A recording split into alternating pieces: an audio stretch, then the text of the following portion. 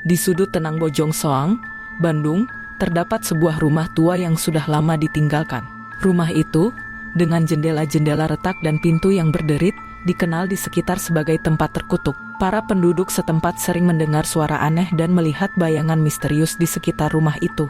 Mereka menyebutnya rumah hantu Bojong Soang. Pada suatu malam, keluarga Hadi yang baru pindah ke kota itu memutuskan untuk menjelajahi lingkungan baru mereka. Hadi, seorang ayah 2 anak, bersama istrinya, Mira, dan anak-anak mereka, Budi dan Sari, mendekati rumah itu dengan perasaan campur aduk antara rasa penasaran dan ketakutan.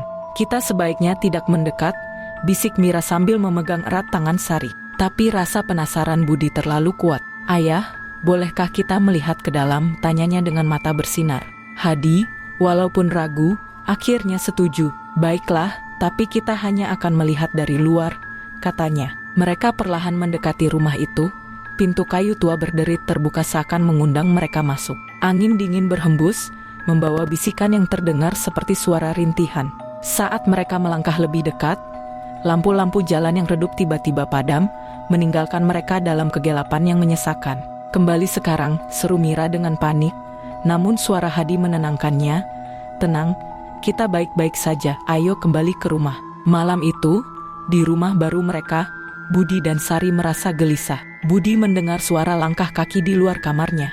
Dia membuka pintu, tapi tidak ada siapa-siapa. Di sisi lain, Sari melihat bayangan hitam melintas di cermin kamarnya. "Mira, anak-anak terlalu takut," kata Hadi. "Mungkin besok kita perlu berbicara dengan tetangga tentang rumah tua itu." Keesokan harinya, Hadi dan Mira mengunjungi rumah Pak Joko, tetangga mereka yang sudah lama tinggal di Bojong Soang.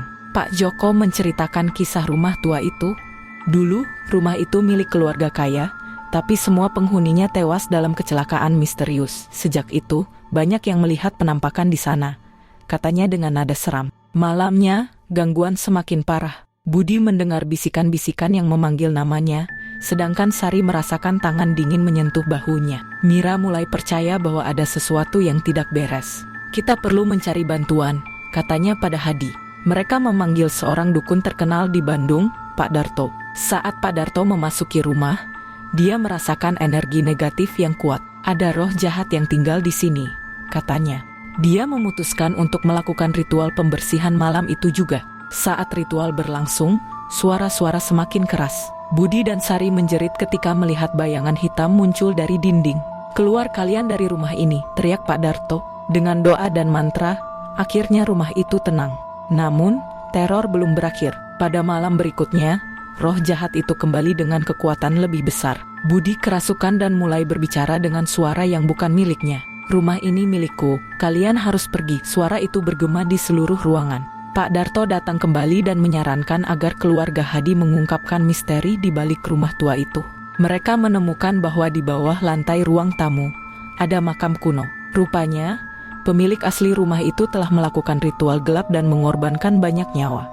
Dengan bantuan Pak Darto, mereka mengadakan upacara pemurnian besar. Saat upacara mencapai puncaknya, bayangan-bayangan hitam mulai muncul dan mengelilingi mereka. Hadi, dengan keberanian yang luar biasa, menggali makam itu dan menemukan artefak gelap yang menjadi sumber kekuatan roh jahat itu. Dia membakarnya dengan cepat, dan teriakan menyayat hati terdengar. Akhirnya, rumah itu tenang. Roh jahat telah pergi, dan keluarga Hadi bisa hidup dengan tenang. Namun, mereka memutuskan untuk pindah dari Bojong Soang. "Tempat ini terlalu banyak kenangan buruk," kata Mira. Saat mereka pergi, Hadi menatap rumah tua itu untuk terakhir kalinya. Meskipun kini tampak tenang, dia tahu bahwa bayangan-bayangan gelap masih mengintai, menunggu kesempatan untuk kembali. Dan cerita ini menjadi legenda baru di Bojong Soang, bahwa rumah tua itu akan selalu dihuni oleh entitas jahat yang tak pernah benar-benar pergi.